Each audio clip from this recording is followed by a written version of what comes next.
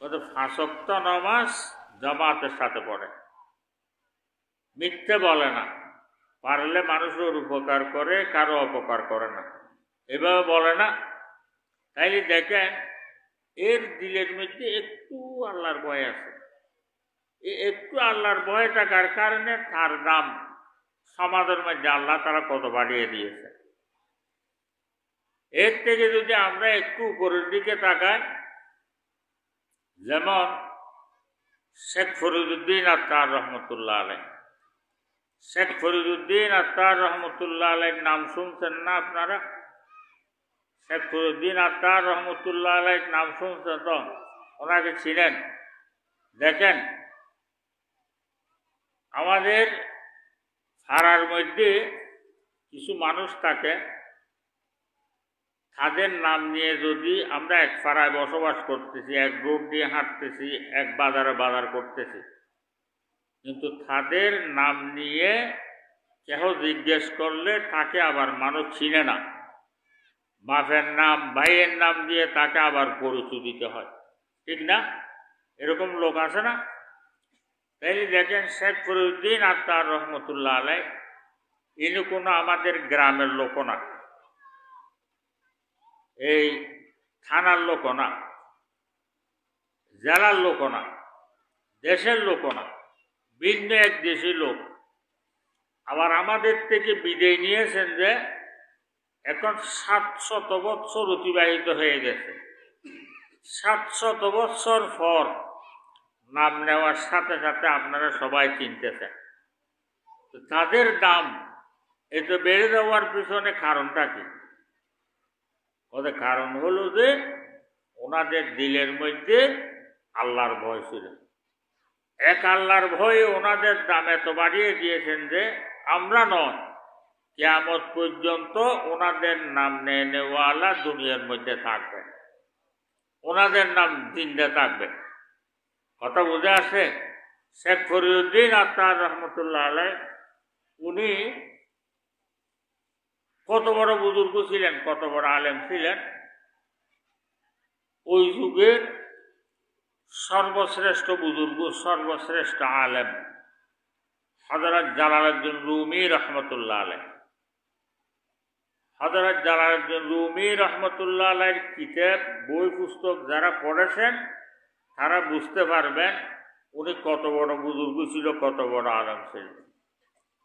Jalaluddin Rumi রহমতুল্লাহ আলাই লিখেন, শেখ ফরিদুদ্দিন আত্তার রহমতুল্লাহ আলাই একটা কিতাব লিখেছেন, কিতাবটার নাম হলো পন্দানামা। এই পন্দানামা কিতাবটা আমি শুরু থেকে শেষ পর্যন্ত একবার তেলাওয়াত করেছি। তেলাওয়াত করার পর উনি লিখতেছেন, শেখ ফরিদুদ্দিন আত্তার রহমতুল্লাহ আলাই আল্লাহ তাআলার মারিফতের 7 শহর সায়ের করে চলে গেছেন। এখনো আমি জালালউদ্দিন রুমি প্রথম শহরের প্রথম গলির মধ্যে। এই যে ওই যুগের সর্বশ্রেষ্ঠ আলেম, সর্বশ্রেষ্ঠ বুজুর্গ যিনার প্রশংসা করতেছেন, উনি কত বড় বুজুর্গ হবেন, কত বড় আলেম হবেন। কিতাবের মধ্যে লিখতেছেন, শেখ ফরিদুদ্দিন আত্তার রহমতুল্লাহ আলাই কোনোদিন নামাজ কাজা হয়নি। কথা বুঝে আসে? তাহাজ্জুদ কোনোদিন ছুটে নেই। 24 ঘন্টা আল্লাহর জিকিরের মধ্যে থাকতেন, 24 ঘন্টা আল্লাহর স্মরণের মধ্যে থাকতেন। ওনার প্রত্যেক নিঃশ্বাস থেকে আল্লাহর জিকিরের আওয়াজ বের হইত, প্রত্যেক রক্তের ফোঁড়ার থেকে আল্লাহর জিকিরের আওয়াজ বের হইত। তাইলে যিনি 24 ঘন্টা আল্লাহর ইয়াদের মধ্যে থাকতেন, আল্লাহর স্মরণের মধ্যে থাকতেন, জিকিরের মধ্যে থাকতেন, তাইলে ওনাদের কাছে সওয়াবের পাহাড় না? আমাদের কাছে তো সওয়াব নাই বললেও মিথ্যে হবে না, ওনাদের কাছে সওয়াবের পাহাড়। দেখেন এত বড় বুজুর্গ হওয়া সত্ত্বেও, এত বড় আলেম হওয়া সত্ত্বেও, এতগুলো সওয়াবের অধিকারী হওয়া সত্ত্বেও ওনাদের দিলের মধ্যে কিভাবে আল্লাহর ভয় ছিল। শেষ রাত্রে উঠে আল্লাহর দরবারে কাঁদতেছেন, বাদশাহ जुर्म मारा दरगुजर पादशाह, जुर्म मारा दरगुजर, माँ गुनाहगारी में तू आमर्दगार, तूने कूका रियो माबद कर डाये, जुर्म बे अंदाज बेहद कर डाये। শেখ ফরিদুদ্দীন আত্মার রহমতুল্লাহ আলাই নিজেকে নিজে বলতেছেন, হে শেখ ফরিদ, তুমি যদি এখন মৃত্যুবরণ করো, তোমাকে আল্লাহ তাআলার সামনে হাজির করা হবে। আল্লাহ তাআলার সামনে যখন হাজির করা হবে, আল্লাহ তাআলা তোমার কাছে জিজ্ঞেস করবে, হে শেখ ফরিদ, আমার জমিনের উপরে ছিলা, আমার আসমানের নিচে বসবাস করেছ, আমার সূর্যের আলো ব্যবহার করেছ, আমার চাঁদের কিরণ ব্যবহার করেছ, আমার অগণিত নিয়ামত তুমি ব্যবহার করেছ, এমনকি তোমার মাথা শুরুতে ফায়ের তালু পর্যন্ত তোমার বলতে পারবে যে সেরকম কোনো জিনিস তোমার কাছে নেই। সবগুলো আমার দেওয়া নিয়ামত ব্যবহার করেছ। আমাদের কাছে আছে মাথা শুরুতে ফায়ের তালু পর্যন্ত, আমার বলতে পারবে যে সেরকম কোনো জিনিস আমার কাছে আছে? তো সবগুলো আল্লাহ তাআলা নিয়ামত ব্যবহার করতেছি না? আল্লাহ তাআলা বলতে দেন, আমার অগণিত নিয়ামত তুমি ব্যবহার করো, আবার আমার দেওয়ার ৬৭ বছর দামি হায়াত তুমি খরচ করছ, বলে এর পরিবর্তে আমার জন্য কি নিয়ে এসেছ? আল্লাহ তাআলা আমাদের কাছেও জিজ্ঞেস করবে না? শেখ ফরিদুদ্দীন আত্মার রহমতুল্লাহ আলাইহি উনি লিখেন, বলে হে শেখ নিজেকে নিজে বলতেছেন, তোমার কাছে যদি আল্লাহ তাআলা জিজ্ঞেস করে আমার এতগুলো নিয়ামত ব্যবহার করার পর আমার জন্য কি নিয়ে এসেছ, যদি জিজ্ঞেস করে, যদি আল্লাহ আমার পিছনের হায়াতের দিকে যদি আমি তাকাই, একটা নেকিও আমি তালাশ করে পাচ্ছি না যে যেই নেকিটা ইয়া আল্লাহ আমি আপনার সামনে পেশ করব। দেখেন কিভাবে কাঁদতেছে, तूने कूका रियो माबद कर डाये, जुर्म बे अंदाजा बेहद कर डाये। কাঁদতেছে, হদি আল্লাহ একটা নেকিও আমি তালাশ করে পাচ্ছি না যে যেই নেকিটা আমি আপনার সামনে পেশ করব। তাইলে এরা যদি এইভাবে কান্নাকাটি করে, যাদের কাছে সওয়াবের পাহাড়, আমাদের কাছে সওয়াব নাই বললে মিথ্যা হবে না, তা আমাদের কত কান্নাকাটি করার প্রয়োজন ছিল? কথা বুঝে আসছে? তো এদের এই যে আল্লাহর ভয়, কত আল্লাহর ভয় তাদের দিলের মধ্যে, এক আল্লাহর ভয়ে তাদের দাম এত বাড়িয়ে দিয়েছেন যে আমরা নয়, কিয়ামত পর্যন্ত ওনাদের নাম এই দুনিয়ার মধ্যে জিন্দা থাকবে, ওনাদের নাম নেওয়ালা থাকবে। আমি বলতে চাইছিলাম যে আল্লাহর ভয় এটা এত দামি জিনিস যে আল্লাহর ভয় যার দিলের মধ্যে যত বেশি হবে, মানুষ থেকে আল্লাহ তাআলার দরবারে অত বেশি দামি হয়ে যায়। যে আল্লাহর ভয়ে মানুষকে মানুষ বানায়, যে আল্লাহর ভয়ে মানুষকে দামি বানায়, এই আল্লাহর ভয় আমাদের দিলের মধ্যে, আমার দিলের মধ্যে, আপনাদের দিলের মধ্যে বসানো প্রয়োজন না? এই আল্লাহর ভয় যদি আমরা আমাদের দিলে বসাইতে চাই, যাদের দিলের মধ্যে আল্লাহর ভয় ছিল তারা আমাদেরকে পরামর্শ দিচ্ছেন, তামান্না দর্দ দিল কি হ্যায় তু কর খদমত ফকিরোं की, तमन्ना दर्द दिल की है तू कर खदमत फकीरों की, नहीं मिलता यही गौहर बादशाहों के खजीने में। এরা আমাদেরকে পরামর্শ দিচ্ছেন, হে দুনিয়ার মানুষেরা, যে আল্লাহর ভয়ে মানুষকে মানুষ বানায়, যে আল্লাহর ভয়ে মানুষকে দামি বানায়, এই আল্লাহর ভয় যদি তোমরা তোমাদের দিলে বসাইতে চাও, তাহলে কি করতে হবে? আল্লাহওয়ালাদের সোহবতে যেতে হবে, মসজিদ মাদ্রাসা এগুলোর সাথে সম্পর্ক করতে হবে, হক্কানি রব্বানি উলামা ইকরামদের বৈঠকের মধ্যে বসতে হবে, তাদের কথাবার্তা শুনতে হবে, তাদের কথা অনুযায়ী নিজের জীবনকে চালাইতে হবে। চালাইতে চালাইতে দেখবেন একদিন আমার দিলের মধ্যে, আপনার দিলের মধ্যে আল্লাহর ভয় সেটা বসে যাবে। যেমন শরীরের মধ্যে রোগ হয়, ওইভাবে কলবের মধ্যেও রোগ হয়। হাদিস শরীফের মধ্যে আছে, বান্দা একটা গুনাহ করে কলবের মধ্যে একটা কালো দাগ হয়, বান্দা একটা গুনাহ করে কলবের মধ্যে একটা কালো দাগ হয়। এভাবে কালো দাগ হতে হতে পুরো কলবটা কালো হয়ে যায়। তো কলব যখন কালো হয়ে যায়, এর কাছে ভালো জিনিস একটাও ভালো লাগে না। তা আমরা শরীরের মধ্যে রোগ হইলে ডাক্তারের কাছে যাই। ডাক্তারের কাছে যাওয়ার পর ডাক্তার এক্সরে দেয়। এক্সরে মেশিনের উপর যখন আপনাকে উঠানো হবে, রিপোর্ট যখন বের হয়, রোগ ধরা পড়ে, আপনার ভিতরে ক্যান্সারে খেয়ে জল বানিয়ে ফেলছে। এমনি শরীরের গঠন কত ভালো, সুন্দর কত, চোখ দিলে চোখ ফিরানোর জন্য মনে চায় না। ওই এক্সরে মেশিনের উপর যখন উঠেছে, রোগ ধরা পড়ছে। যেভাবে শরীরের মধ্যে রোগ হয়, ওইভাবে কলবের মধ্যে রোগ হয়। কলবের মধ্যে রোগ হইলে কলবের ডাক্তারদের কাছে যাইতে হবে। কলবের ডাক্তারদের কাছে যখন যাবেন, ওনাদের এক্সরে মেশিনের উপর যখন উঠানো হবে, ওই সময় রোগ ধরা পড়বে। আপনার কলবকে হাসদ, বুগুজ, কিবির, তাকাব্বুর, অহংকার, গীবত, শেকায়ত, শিরিক, বেদাত এগুলোই খেয়ে একদম কালো বানায় ফেলছে। এগুলোই খেয়ে একদম কালো বানায় ফেলছে। তো রোগ যখন ধরা পড়ছে, চিকিৎসা দিচ্ছেন, শেষ রাত্রে উঠে 12 তসবিহ জিকির করো। 12 তসবিহ জিকির করার নিয়ম হলো যে রাতের 3 ভাগের 2 ভাগ অতিবাহিত হওয়ার পর শেষ রাত্রে উঠবেন। শেষ রাত্রে উঠে তাহাজ্জুদের নামাজ পড়বেন। কমের মধ্যে 4 রাকাত, বেশির মধ্যে 12 রাকাত তাহাজ্জুদের নামাজ পড়বেন।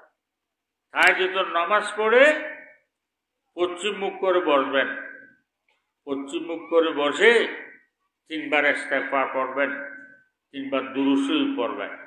এরপর লা ইলাহা ইল্লাল্লাহ, লা ইলাহা ইল্লাল্লাহ, লা ইলাহা ইল্লাল্লাহু মুহাম্মাদুর রাসূলুল্লাহ সাল্লাল্লাহু আলাইহি ওয়াসাল্লাম।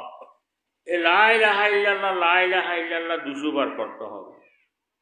লা ইলাহা বলার সময় মনে মনে খেয়াল করতে হবে লা ইলাহা। লা ইলাহা বলার সময় মনে মনে খেয়াল করতে হবে, ইয়া আল্লাহ, আমার কলব থেকে আপনি ব্যতীত যাহা কিছু আছে সবগুলোকে বের করে আমার পিঠের পিছনে ফেলে দিলাম।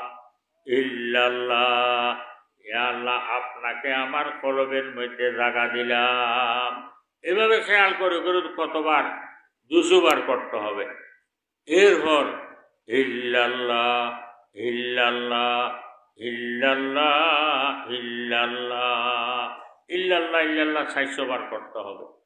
এরপর আল্লাহু আল্লাহ আল্লাহু আল্লাহ আল্লাহু আল্লাহ আল্লাহু আল্লাহ আল্লাহু আল্লাহ 600 বার।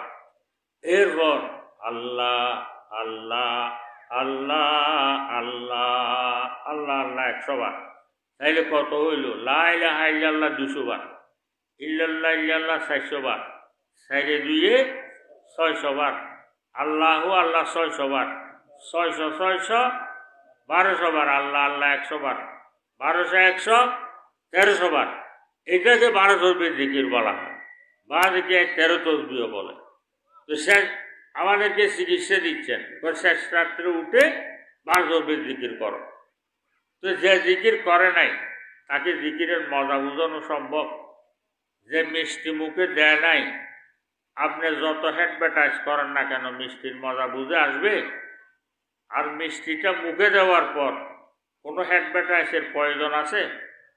আচ্ছা, মিষ্টিটা খাওয়ার পর আপনি যদি জিজ্ঞেস করেন, বাবা তুমি মিষ্টিটা তো খাইলে, মিষ্টির মজাটা কোন ধরনের আমাকে বুঝিয়ে বলো, বুঝে বলতে পারবে? কি জন্য? কতগুলো জিনিস আছে যে খায় সে মজাটা উপভোগ করতে পারে, এগুলো কাউকে বুঝাইতে পারে না। কথা বুঝে আসছে? যে জিকির করে নাই তাকে জিকিরের মজা বোঝানো সম্ভব না। আর যাদের কাছে বুঝে আসছে ওগুলো কাউকে বলার জিনিসও নয়। কথা বুঝে আসে? তারপরও আমাদের মুরব্বীরা আমাদেরকে বুঝানোর জন্য চেষ্টা করতেছেন। হে দুনিয়ার মানুষেরা, তোমাদের কাছে যদি 12 তসবিহ জিকিরের মজা বুঝে না আসে, পরীক্ষামূলক ভাবে হলো 41 দিন তুমি 12 তসবিহ জিকির করে দেখো। তো পরীক্ষামূলক ভাবে 41 দিন না ছুটে মতো 12 তসবিহ জিকির করলে লাভ কি হবে? হাজার মে সজর মে তেরা রঙ্গ বু হ্যায়, हजर में शजर में तेरा रंग बू है, जिधर देखता हूँ उधर तू है, उधर तू है, इधर तू है, जिधर देखता हूँ उधर तू है। 41 দিন পর দেখবা তুমি যেই জিনিসের দিকে তাকাও ওই জিনিসের মধ্যে ওই জিনিসের বানানোওয়ালা খোদাকে দেখবা। কথা বুঝে আসছে? শ্রীন বাবারা, 41 দিন পরীক্ষামূলক ভাবে হলো না ছুটে মতো 12 তসবিহ জিকির করি দেখেন। এই জিকির করার পর তারপর বুঝে আসবে জিকিরের মজা। আল্লাহ জিকিরে মানুষকে আল্লাহ তাআলার করিব নিয়ে যায়, আল্লাহ তাআলার কাছে নিয়ে যায়।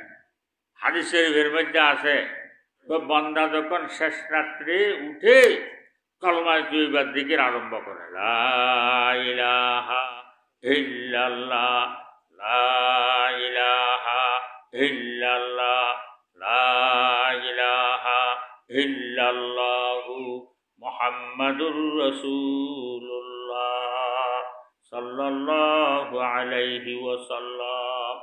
তো বান্দা যখন শেষ রাত্রে উঠে কলমা তৈয়বা জিকির আরম্ভ করে, আল্লাহ তাআলার আরশের নিচে একটা খুঁটি আছে যার নাম হলো তৈয়ব। তার জিকিরের তালে তালে ওই তৈয়ব খুঁটিটা হেলতে থাকে। কথা বুঝে আসে? যখন তৈয়ব খুঁটিটা হেলতে থাকে তার হেলানিতে আল্লাহ তাআলার পুরো আরশটা হেলতে থাকে। আল্লাহ তাআলা ডাক দেয়, হে আরশ তুমি হেলতেছ কেন? আরশ বলে, আল্লাহ আমি হেলতেছি না, আমার নিচে একটা খুঁটি আছে যার নাম আপনি তৈয়ব রেখেছেন। শুধু তৈয়ব খুঁটিটা হেলতেছে, সেদিন না আমি না হেলে পারতেছি না।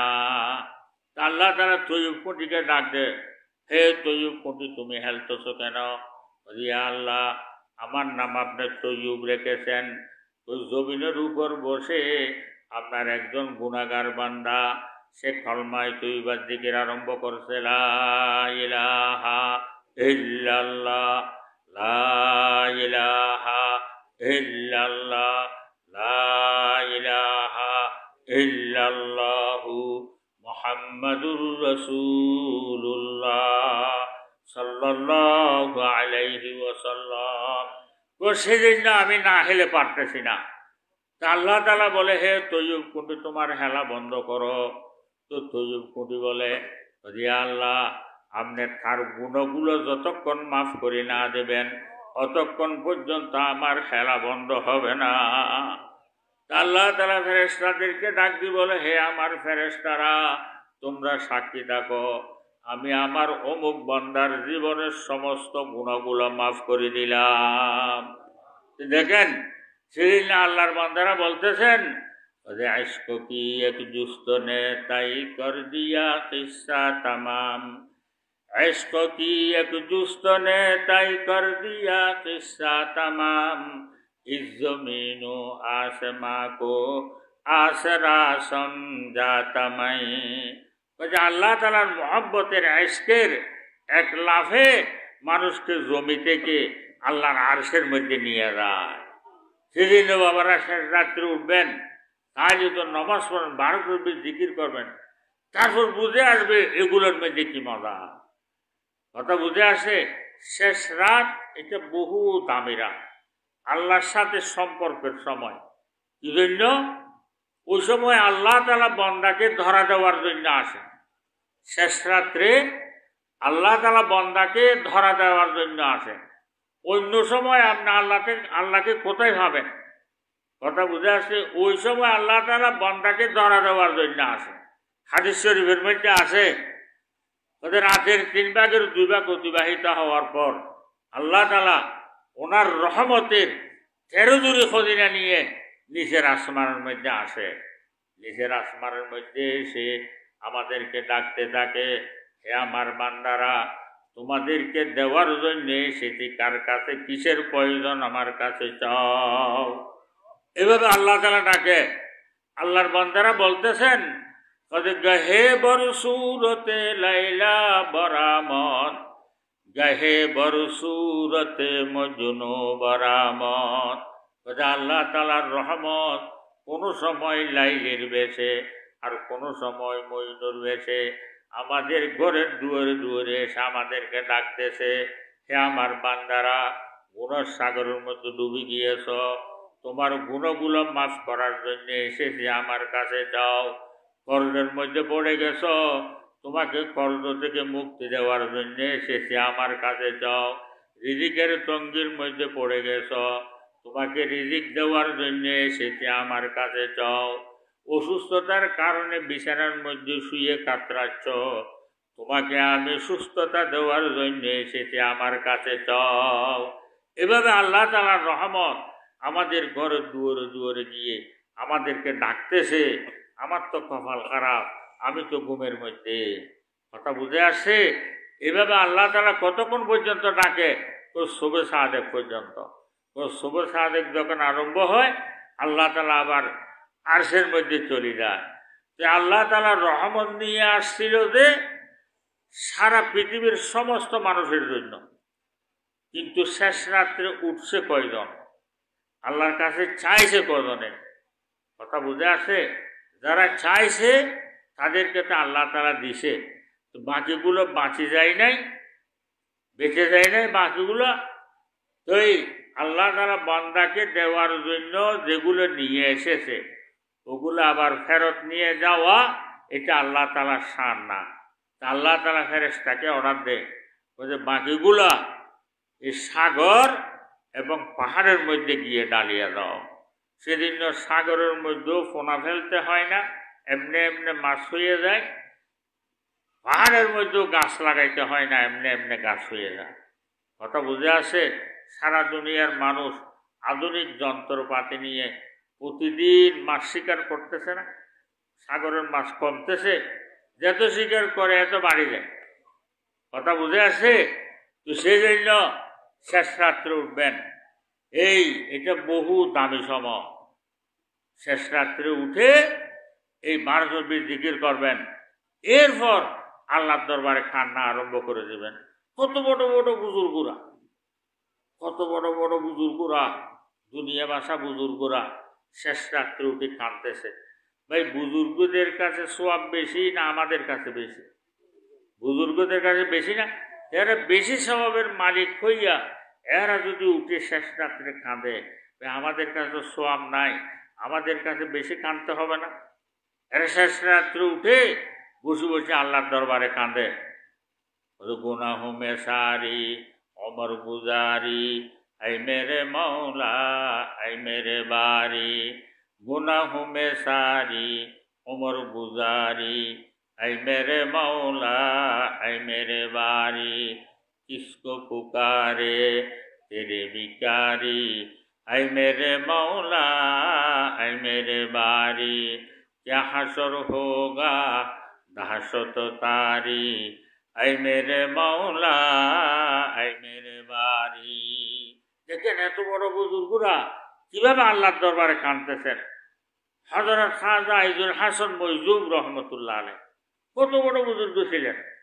শেষ রাত্রে উঠে আল্লাহর দরবারে কাঁদতেছেন, গুনাহু কা কিস্তি ডুবা দে খুদায়া, গুনাহু কা কিস্তি ডুবা দে খুদায়া, তু দরিয়ায়ে রহমত বাহা দে খুদায়া।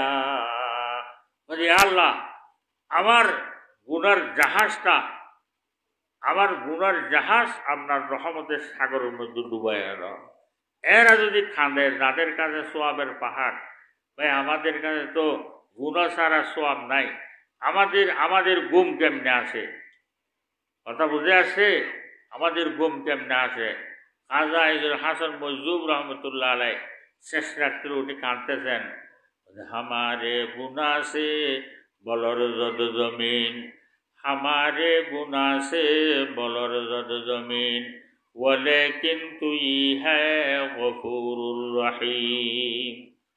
আল্লাহ, গুনার ঘাটটি মাথার উপর, আপনার রহমতের সাগর সামনে, এই গুনার ঘাটটি মাথার উপর নিয়ে আল্লাহ আপনার রহমতের সাগরের মধ্যে দিয়েছি সাঁতার। আল্লাহ আপনি দয়া করে মেহরবানি করে আমার গুণগুলো আপনার রহমতের সাগরের মধ্যে ডুবাইয়া দাও। এভাবে কাঁদতেছে দেখে ভাই যাদের কাছে সওয়াবের পাহাড়, যারা 24 ঘন্টা আল্লাহ জিকিরের মধ্যে থাকে, আল্লাহ স্মরণের মধ্যে থাকে, আমরা তো সারাদিন গুণের মধ্যে থাকি, আমাদের ঘুম কেমনে আসে? কথা বুঝে আসে? এই শেষ রাত্রে উঠে কান্না আরম্ভ করে দেবেন। কান্নার বেশি দাম, হাদিস শরীফের মধ্যে আছে কান্নার বেশি দাম। হাদিস শরীফের মধ্যে আছে কান্না না আসলে কান্নার ভাগ হইলেও ধরো, কোন রকম সিবি সাবি চোখ দিয়ে যদি এক ফোঁটা জল মাছের ফাগের মতো বাইর করতে পারছো, হাদিস শরীফের মধ্যে আছে আরশ হইতে তাহাজ্জুদ ছাড়া পর্যন্ত আল্লাহ তাআলার যত মখলুক আছে সবাই কান্না আরম্ভ করে দেয়। আল্লাহ তাআলা ডাক দেয়, তোমরা কাঁদতেছো কেন? আল্লাহ, আপনার একজন গুনাহগার বান্দা শেষ রাত্রে উঠে গুনাহগুলো সামনে রেখে দুজকের থেকে বাঁচার আশায়, আপনার রাজির আশায় সে কান্না আরম্ভ করে দিয়েছেন। কানতে কানতে তার চোখ থেকে মাছির ফাগের মতো এক ফোঁটা জল বের হয়ে গড়াইয়ে পড়ছে। সেদিন না আমরা কাঁদতেছি। আল্লাহ তাআলা বলে তোমাদের কান্না বন্ধ করো। এরা বলে আল্লাহ, তার গুণগুলো যতক্ষণ পর্যন্ত আপনি মাফ করে না দেবেন এতক্ষণ পর্যন্ত আমাদের কান্না বন্ধ হবে না। একথা বলার পর আল্লাহ তাআলা বলেন, হে আমার ফেরেশতারা, তোমরা সাক্ষী থাকো, আমার অমুক বান্দার জীবনের সমস্ত গুণগুলো মাফ করে দিলাম। সেদিন বাবারা শেষ রাত্রে কান্না আরম্ভ করে দিবেন। আপনার কান্নার দেরি আল্লাহ তাআলার গুনাহ মাফ করার দেরি নাই। আপনার কান্নার দেরি আল্লাহ তাআলার গুনাহ মাফ করার দেরি নাই। আপনার চাওয়ার দেরি আল্লাহ তাআলার দেওয়ার দেরি নাই। কথা বুঝে আসছে? সেদিন বাবারা গফলতের ঘুম থেকে জাগি, শেষ রাত্রে উঠি। আগে আমাদের যারা মুরব্বীরা আছেন একটু বয়স্ক, তারা বলতে পারবেন, আমাদের এলাকার মধ্যে আগে এই ভালো কথা ছিল, সূর্য ডুবার আগে আগে এই ছেলেদেরকে বলতো তাড়াতাড়ি উজু কালাম বানিয়ে চলে আসো। এরা উজু কালাম বানিয়ে এসে ঘরের দুয়ারে বসে বসে আল্লাহকে ডাকতো, আল্লাহ জিকির করতো, ঠিক না? আর মুরব্বীরা নামাজে দাঁড়িয়ে যেত, নামাজে দাঁড়িয়ে নামাজ পড়তো, সুন্নত পড়তো, আওয়াবিন পড়তো, আল্লাহর দরবারে কান্নাকাটি করতো। এখন এগুলো সব উঠে গেছে। প্রত্যেক ঘরের মধ্যে আগে মুরব্বীরা এই মেয়ে পুরুষ সবাই ফজর নামাজের আগে উঠতো, ঘরের মধ্যে তাহাজ্জুদ পড়তো, আল্লাহর জিকির করতো এবং ফজরের নামাজের পরে কোরআন তেলাওয়াত করতো। প্রত্যেক ঘরের মধ্যে কোরআন তেলাওয়াত হইতো, ঠিক না? একদম কম সূরা ইয়াসিন শরীফ হইলেও পড়তো, পড়তে না পারলে, সময় না থাকলে। এই এখন তো কোরআন তেলাওয়াত প্রত্যেক ঘরের মধ্যে বন্ধ হয়ে গেছে। বন্ধ হতে হতে কোরআন শরীফ এটা ঘরের মধ্যে পড়ে আছে, আর কেহ এটাকে ধরে না। না ধরতে সেখানে বালি এইগুলো পড়ে এই কোরআন শরীফ পর্যন্ত ময়লা হয়ে গেছে। বহু ঘর থেকে কোরআন শরীফ মসজিদের মধ্যে পাঠাই দিছে, ওই যে এখানে কেউ পড়তেছে না, এই বালুয়াগাইরা পরে ময়লা হয়ে গেছে, আবার বদদোয়া পড়বে একটু মসজিদের মধ্যে দিয়া, এইখানে ওই লোক কেউ পড়বে। ভাই এখন আমাদের ঘর থেকে কোরআন পর্যন্ত বের হয়ে যাচ্ছে, তা আমরা কেমনে আল্লাহর রাজি, আল্লাহর খুশি এগুলো পাবো, বরকত পাবো, রহমত পাবো, কেমনে পাবো? এই কোরআন তেলাওয়াত করার দরকার ছিল না? হাদিস শরীফের মধ্যে আছে যে প্রতিদিন ফজরের নামাজের পর সূরা ইয়াসিন শরীফ তেলাওয়াত করবে, তো তার পুরো দিনের যত হাজত আছে আল্লাহ তাআলা সবগুলো পূরণ করিয়ে দিবে। এখন আমরা তো সব বাদ দিছি, তা আমাদের থেকে এই জন্য রহমত বরকত সব আল্লাহ তাআলা উঠাই নিচ্ছেন। এখন টাকা বহু কামাইতেছে, বরকত নাই, ঠিক না? এত টাকা কামাইতেছে, মাসে কুলাইতে পারে না, কি জন্য? আল্লাহকে ছেড়ে দিছি। তো সেই জন্য বাবারা এই কোরআন তেলাওয়াত করবেন ফজরের নামাজের পর। প্রত্যেক ঘরের মধ্যে নিজের ছেলে মেয়েকেও নামাজের মধ্যে নেবেন, নিজের ছেলে মেয়েদেরকে নামাজ শিখতে দিবেন। এই নিজের সাথে শেষ রাত্র উঠে ফেলবেন, তাহাজ্জুদের নামাজ পড়াবেন, তারপর এদেরকে ঘরের মধ্যে সবাইকে নিয়ে আল্লাহ জিকির করবেন। কথা বুঝে আসে? তারপর এদেরকে ছেলেদেরকে নিয়ে মসজিদে চলে যাবেন, মেয়েদেরকে বলবেন তোমরা ঘরের মধ্যে নামাজ পড়ো। ফজরের নামাজের পর কোরআন তেলাওয়াত এই শুরু করেন সবাই। এই কোরআনের বরকতে আপনার ঘরের মধ্যে আল্লাহ তাআলার রহমত বরকতে কোরআন নাযিল হবে, ঘর বেহেশতে পরিণত হয়ে যাবে। আল্লাহ তাআলা আমরা সবাইকে আমল করার জন্য তৌফিক দান করুক। ওয়া আখির দাওয়ানা আলহামদুলিল্লাহি রাব্বিল আলামিন। এই আমরা কয়েকবার দুরূদ শরীফ পড়ি। আল্লাহুম্মা সাল্লি আলা সাইয়্যিদিনা ওয়া নাবিয়্যিনা ওয়া শাফি'ানা ওয়া হাবিবানা ওয়া মাওলানা মুহাম্মদ ওয়া বারিক ওয়া সাল্লিম। এই এলাকার বহু মানুষ বিদেশের মধ্যে আছে, দেশের মধ্যে আছে, অসুস্থ আছে, সবাই দোয়া চেয়েছেন, সবার জন্য দোয়া করবেন। বহু মানুষ পেরেশানির মধ্যে আছে, মুসিবতের মধ্যে আছে, মুশকিলাতের মধ্যে আছে। ভাই আমি মনে করতেছি আপনি ভালো, আপনি মনে করতেছেন আমি ভালো। বাস্তব যার যার পেরেশানি তার দিলে দিলে, কেউ ছেলের পেরেশানি, কেউ মেয়ের পেরেশানি, কেউ অসুস্থতার পেরেশানি, কত ধরনের পেরেশানি আছে, বহু পেরেশানি আছে। এগুলো একে অপরকে বলতেও পারে না, কিন্তু সবগুলো আল্লাহর কাছে জানা আছে। আমরা সবার জন্য দোয়া করব। যারা এই মাহফিলের আয়োজন করেছেন তাদের জন্য দোয়া করব, যারা সাহায্য সহযোগিতা করেছেন তাদের জন্য দোয়া করব, বাজারের ব্যবসায়ীদের জন্য দোয়া করব, আমাদের দেশের জন্য দোয়া করব, সারা দুনিয়ার মুসলমানদের জন্য দোয়া করব। দোয়া করেন আল্লাহুম্মা আমিন। আলহামদুলিল্লাহি রাব্বিল আলামিন ওয়াসসালাতু ওয়াসসালামু আলা আশরাফিল আমবিয়া ওয়াল মুরসালিন। ইয়া আল্লাহ ইয়া আরহামার রাহিমিন। আমরা কিছু সংখ্যক আপনার গুনাহগার বান্দা, মাথার চুলেটি পায়ের তালু পর্যন্ত গুনায় ডোবা, সাফ করাইবের জন্য মুখ নাই ইয়া আল্লাহ, পাক করাইবের জন্য মুখ নাই ইয়া আল্লাহ। ইয়া আল্লাহ এতগুলা গুনাহ করেছি যে মাওলা, আমাদের গুনায় আসমান জমিন কালো হয়ে গিয়েছে ইয়া আল্লাহ। ইয়া আল্লাহ আমাদের গুনাহগুলা যদি জমিনের উপর রাখা হয়, আসমান আর জমিনের খোলা জায়গার মধ্যে আটবে না, যে থেকেও বেশি গুনাহ করেছি মাওলা।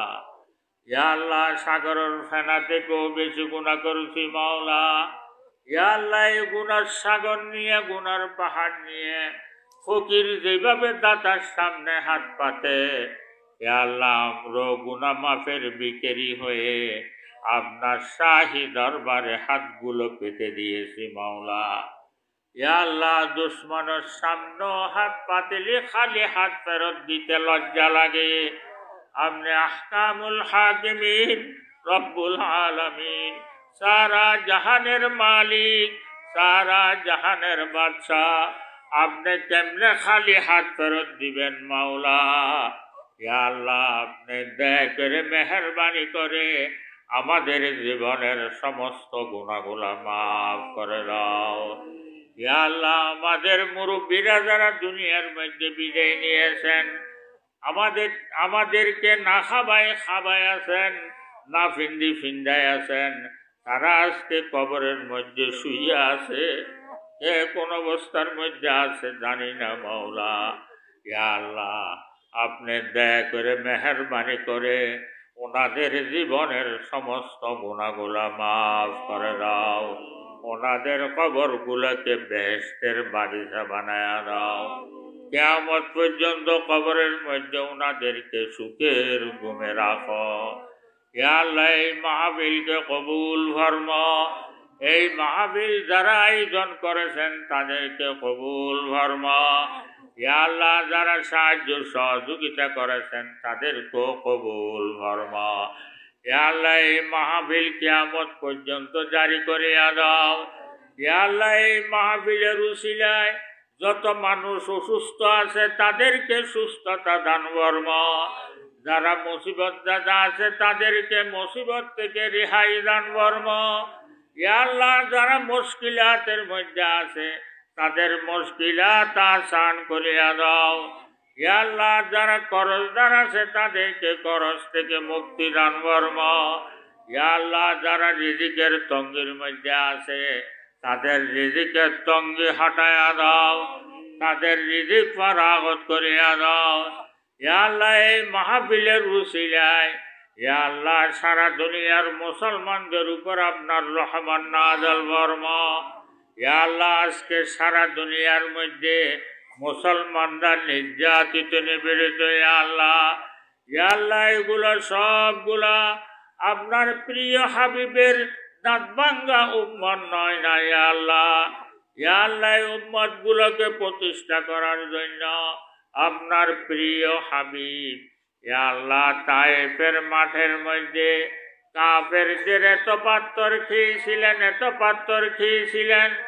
ইয়া আল্লাহ কাফেরদের পাথরের আঘাতে আপনার প্রিয় হাবিবের পুরা জিসিম মোবারক বসন্ত বেরামের মতো দাগ হয়ে গিয়েছিল। ইয়া আল্লাহ উম্মত গুলোকে প্রতিষ্ঠা করার জন্য আপনার প্রিয় হাবিব ওহদের ময়দানের মধ্যে দন্দান মোবারক শাহাদত করেছিলেন। ইয়া আল্লাহ উম্মত গুলোকে প্রতিষ্ঠা করার জন্য আপনার প্রিয় হাবিব ওহদের ময়দানের মধ্যে শের মোবারকের মধ্যে কাফেরদের তীরকে বেহুশ হয়ে পড়ে গিয়েছিল। ইয়া আল্লাহ আজকে আপনার প্রিয় হাবিবের এত কষ্টের উম্মত কাফেররা মারতেছে কাটতেছে। ইয়া আল্লাহ তাদের ঘর বাড়ি জ্বালায় দিচ্ছে। ইয়া আল্লাহ ছোট ছোট বেগুনা বাচ্চাদেরকে কতল করা হচ্ছে। ইয়া আল্লাহ মা বোনদের ইজ্জত লুটতেছে। ইয়া আল্লাহ আপনার রহমতের নজরে কেমনে তাকাইয়া আছেন। ইয়া আল্লাহ আপনি দয়া করে মেহেরবানি করে সারা দুনিয়ার মুসলমানদের উপর আপনার রহমান নাযিল ফরমা।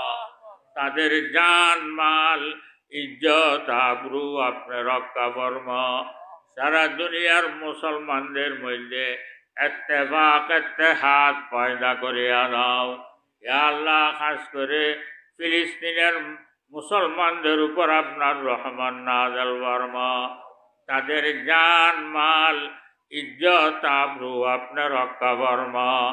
ইয়া আল্লাহ ফিলিস্তিনের মুজাহিদিনদেরকে আপনার গায়েব থেকে সাহায্য ফরমা।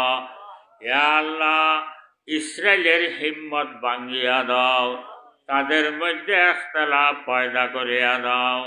ইয়া আল্লাহ তাদের শক্তিকে খর্ব করিয়া দাও। ইয়া আল্লাহ তাদেরকে হেদায়েত দান ফরমা। তাদের কপালে যদি হেদায়েত না থাকে তাদের উপর আপনার গোসার নজর ফরমা। ইয়া আল্লাহ এই সুরকাট বাজারের মধ্যে যত ব্যবসায়ীরা আছেন সবাইকে কবুল ফরমা। সবার ব্যবসার মধ্যে বরকত দান ফরমা। ইয়া আল্লাহ সবাইকে নামাজি বানায়া দাও। সবাই দিলগুলোকে মসজিদ মাদ্রাসার দিকে ঝুঁকায়া দাও। ইয়া আল্লাহ এই মাহফিলের উসিলায় আতরাফের মধ্যে যত মানুষ আছে মেয়ে পুরুষ ছোট জওয়ান বুড়া, ইয়া আল্লাহ যত মানুষ আছে সবাইকে নামাজি বানায়া দাও, সবাইকে জিকির করে বানিয়ে দাও, সবাইকে তাজুদ গুজার বানিয়ে দাও, সবার দিলগুলোকে মসজিদ মাদ্রাসার দিকে ঝুঁকায়া দাও। ইয়া আল্লাহ সবার সিনের মধ্যে ইয়া আল্লাহ আপনার কলমার নূর ইয়া আল্লাহ আপনি দান বর্মা, সবাইকে ইয়া আল্লাহ তৌহিদ ওয়ালা বানায়া দাও। ইয়া আল্লাহ ইয়া আরহামার রাহিমিন, আমরা সবাইকে মৌতের আগে আগে মক্কা মদিনার জিয়ারত নসিব ফরমা। ইয়া আল্লাহ যারা যেতে পারে নাই তাদেরকে যাওয়ার জন্য তৌফিক দান ফরমা। ইয়া আল্লাহ যারা গিয়েছেন তাদেরকে বারবার যাওয়ার জন্য তৌফিক দান ফরমা। ইয়া আল্লাহ এই এলাকার যত মানুষ বিদেশের মধ্যে আছে, বিদেশের সমস্ত আফত বলা মুসিবত মুশকিলাত অ্যাক্সিডেন্ট সবগুলোর থেকে তাদেরকে হেফাজত ফরমা। ইয়া আল্লাহ যাদের চাকরি নাই তাদেরকে ভালো চাকরির ব্যবস্থা করিয়া দাও, যাদের বিষে পতাকা ঠিক নাই তাদেরকে ভালো কবিলের ব্যবস্থা করিয়া দাও। ইয়া আল্লাহ আমরা সবাইকে মৌতের আগে আগে মৌতের জন্য তৈরির জন্য সুযোগ করিয়া দাও। ইয়া আল্লাহ মৌত ভালো হয়েছে ছোট বড় যত কাজ আছে সবগুলো করার জন্য তৌফিক দান ফরমা। ইয়া আল্লাহ মৌত খারাপ হয়েছে ছোট বড় যত কাজ আছে সবগুলোর থেকে আমাদেরকে হেফাজত ফরমা। ইয়া আল্লাহ এই এলাকার মধ্যে যতগুলো মাদারসে দিনিয়া আছে সবগুলোকে কবুল ফরমা। ইয়া আল্লাহ খাস করে সুলতান মাদ্রাসাকে কবুল ফরমা। ইয়া আল্লাহ এই মাদ্রাসার যতগুলো জরুরিয়াত আছে সবগুলো আপনার গাইবে খাজানা থেকে আপনি ব্যবস্থা করে দাও। ইয়া আল্লাহ হায়াত যদি ফুরিয়ে যায় হেসে হেসে হাতে রতে হোসে আকলে প্রত্যেক কেসের গোড়ায় গোড়ায় কলমা পড়ে পড়ে আপনার দরবারে রুটা দেওয়ার জন্য তৌফিক দান ফরমা। ইয়া আল্লাহ আপনার হাবিব সরকার দু জাহান জনাব মুহাম্মদুর রাসূলুল্লাহ সাল্লাল্লাহু আলাইহি ওয়াসাল্লামের উসিলায় আপনার জাত পাকের সদকা, আপনার ইসমে আজমের উসিলায়, আপনার সিফাত উলিয়ার উসিলায় ইয়া আল্লাহ আমাদের দোয়া কবুল ফরমা। ওয়াসাল্লাল্লাহু তাআলা আলা খায়রি খালকিহি ওয়া নূর আরশিহি মুহাম্মাদিন ওয়া আলিহি ওয়া আসহাবিহি আজমাইন بجود سبحان ربك رب العزة عما يصفون وسلام على المرسلين والحمد لله رب العالمين.